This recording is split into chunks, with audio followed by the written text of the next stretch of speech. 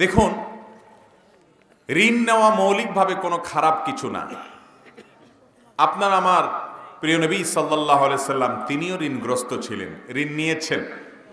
শুধু তাই নয়, তিনি যখন দুনিয়া থেকে চলে যান, তার ওয়াফাতের সময়, তার দুনিয়া থেকে চলে যাওয়ার সময়, বিদায়ের সময়, তার যে লৌহ বর্ম ছিল এটাও একজন ইহুদির কাছে বন্ধক দেওয়া ছিল। কিছু খাবার তিনি ঋণ নিয়েছিলেন তার বিনিময়ে। নেতা কাকে বলে দেখছেন? মদিনা রাষ্ট্রের নেতা খাবারের অভাব বাসায় নিজের গায়ের লৌহ বর্ম জমা দিয়ে খাবার নিয়েছেন, তাও অন্য ধর্মাবলম্বী আরেকজনের কাছ থেকে। দুনিয়া থেকে চলে গেছেন, নিজের পোশাক, নিজের লৌহ বর্ম সেটা জমা দেয়া আছে ঋণের জন্য। তাহলে ঋণ নেওয়া এটা মৌলিকভাবে মোটা দাগে দোষের কোনো বিষয় না। আমাদের দেশে অনেকে ঋণগ্রস্ত হয়ে গেলে সমাজের মানুষ তারা খারাপ বলে, যে বেচারা ঋণগ্রস্ত হয়ে গেছে, লোন হয়ে গেছে। লোন হওয়া দোষের কিছু না। চুরি করা খারাপ, লোন নেওয়া খারাপ না। তবে লোনের ক্ষেত্রে দুইটা বিষয় খারাপ। এর মধ্যে সবচেয়ে বড় খারাপ, আল্লাহর জমিনে যত হারাম কাজ আছে, যত হারাম উপার্জন আছে, হারাম বক্ষণ আছে, হারাম বক্ষণের তালিকায় যত কিছু আছে, সেটা কুকুর হোক, শূকর হোক, শিয়াল হোক, অন্য যত হারাম খাদ্য হতে পারে, এই সব উপার্জনের মধ্যে সবচেয়ে নিকৃষ্ট হারাম হলো সুদের হারাম। সুদের হারামের মতো ভয়াবহ হারাম আল্লাহর জমিনে আরেকটা। যারা সুদ খেয়ে, সুদের কারবার করে চক্রবৃদ্ধি হারে লাভ করার জন্য টাকা লাগান। আপনাদের ময়মনসিংহ এলাকার এক মাহফিলে আসলে আমাকে একদিন বলল, ভাই কি গাছ লাগানো সম্পর্কে বলল, যে গাছ লাগানোর সম্পর্কে একটা মাসআলা দিয়ে। আমি বললাম, গাছ লাগানো আবার কি? পরে বুঝাইতে বুঝাইতে উনি বুঝাইলেন যে গাছ লাগানো মানে হলো টাকা লোন দিয়ে সুদ নেওয়া, যে গাছ ঠিক থাকবে আবার সুদ পাইতে থাকবে, এটা হলো কি এর গাছ লাগানো। এই গাছ লাগানি বলে না, যে নাম দেন।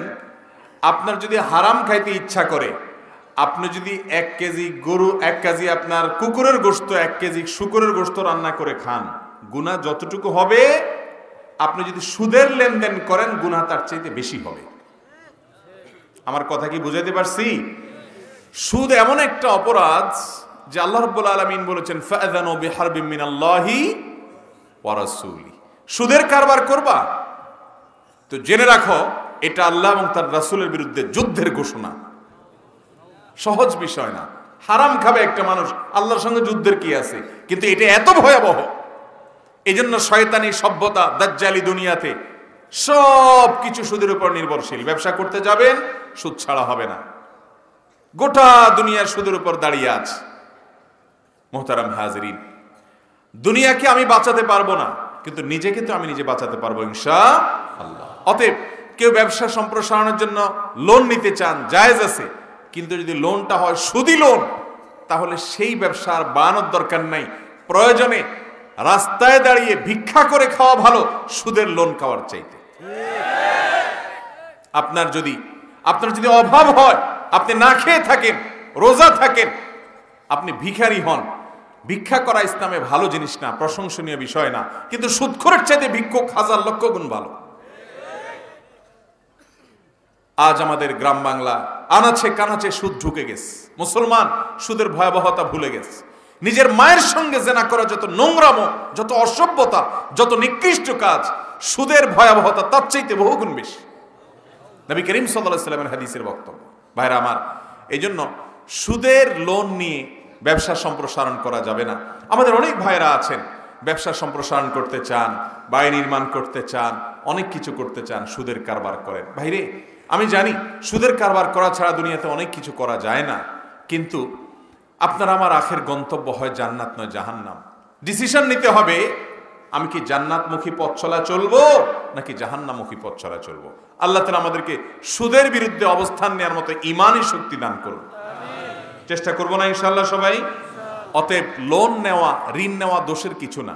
সাহাবীরা অনেকে ঋণগ্রস্ত ছিলেন, আমাদের নবীজি সাল্লাল্লাহু আলাইহি সাল্লাম লোন নিয়েছেন, কিন্তু সুদি লোন নেওয়া যাবে না। 1 নাম্বার 2, ঋণ নিয়ে টালবাহানা করা, ঘোরানো, এটা যাবে না।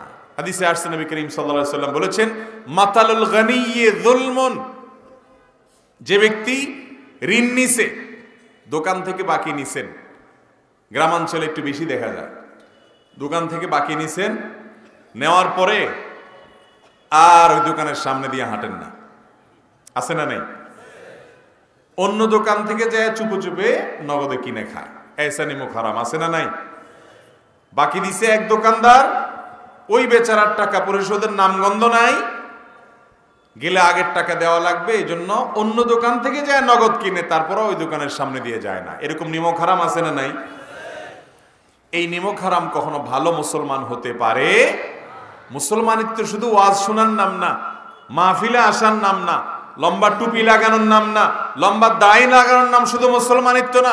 এগুলো মুসলমানিত্ব, আর মুসলমানিত্বের আসল প্রকাশ ঘটে রাস্তাঘাটে, বাজারে, দোকানে, লেনদেনে, কাজ কারবারে। অতএব বাজার ঘাটে মুসলমান হবে তো ইনশাআল্লাহ, দোকানপাটে মুসলমান হবে তো ইনশাআল্লাহ, কেনাকাটায় মুসলমান হবেন তো ইনশাআল্লাহ, সব ক্ষেত্রে মুসলমান হতে হবে। মনে রাখবেন, 2 নম্বর মুসলমান হলো, ভেজাল্লা মুসলমান হলো যে টুপি টাপার গায়ে গোতরে মুসলমান, আচার আচরণায় কায় করবারে মুসলমান তো দূরের কথা, অমুসলমানের চাইতেও খারাপ। এটা কোনো মুসলমানের আচরণ হতে ভাইরা আমার।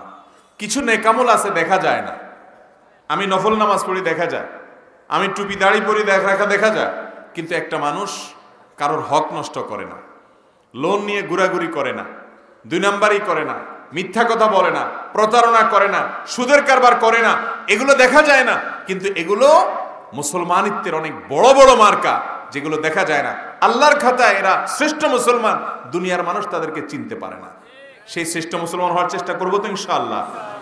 অতএব ভাইরা আমার, লোন দরকার হলে নিবেন, লোন নেওয়া জায়েজ আছে, আর লোন দেওয়াও জায়েজ আছে। শুধু দেওয়া জায়েজ নয়, দেওয়া সওয়াবের কাজ। কোন কোন ক্ষেত্রে দান করার চাইতে লোনের মাধ্যমে সওয়াব আরো বেশি পাওয়া যায়। বিভিন্ন হাদিসে নবী করিম সাল্লাল্লাহু আলাইহি ওয়াসাল্লাম উৎসাহ দিয়েছেন। আজ আমাদের সমাজ থেকে লোন দেওয়া উঠে গেছে, লোন দেয় না কেউ, হাওলাত দেয় না কেউ, কেউ না হাওলাত দেয় না, হাওলাত দেয় না। এর প্রথম কারণ হলো আমরা এখন এত স্বার্থপর, স্বার্থ ছাড়া থুতুটাও ফেলতে রাজি না। আমি ওনাকে 2000 টাকা ধার দেব, হাওলাত দেব, উনি আমাকে 1 টাকাও বাড়াই দিবেন, আমার লাভটা কি? এই জন্য কেউ ধার দিতে চায় না। লাভ জানতে চান? 2000 টাকা হাওলাত দিবেন, এই 2000 টাকা হাওলাত দেওয়ার ফলে 2000 টাকা দান করে যে পরিমাণ সওয়াব পাইতেন, এই টাকাটাও ফেরত পাবেন, সওয়াবও জমা হবে আপনার অ্যাকাউন্টে। ইমানদারের কি দুনিয়াতেই শেষ না আসলটা আখিরাতে শুরু? মৃত্যুর পরে আসল জীবন শুরু না ইনশাআল্লাহ। অতএব ওই জীবনের জন্য জমা হবে হাওলাতের মাধ্যমে। মানুষকে ধার দেব তো ইনশাআল্লাহ, ধার দেওয়ার চেষ্টা করবেন। হ্যাঁ, এখন কথা হলো আজকাল ধার দিতে গেলে যারা ধার দিব, যারা হাওলাত দেব, সে তো আর ফেরত দিবে না। তো এই জন্য শরীয়ত সেই ব্যবস্থাও রাখছে, বন্ধক রাখেন, বন্ধক রাখেন, তার কাছ থেকে কিছু জমা রাখেন, যে টাকা যদি তুমি না দাও তাহলে তোমার এটা বিক্রি করে আমি টাকা উঠাই নিব। তাহলে বন্ধক রাখবেন, আপনার টাকার গ্যারান্টি হয়ে গেছে। ইসলামের সব কিছু সমাধান আছে। আল্লাহ তাআলা আমাদেরকে সুদকে না বলে সঠিকভাবে ঋণ, লোন, হাওলাত দেওয়া নেওয়ার তৌফিক দান করুন।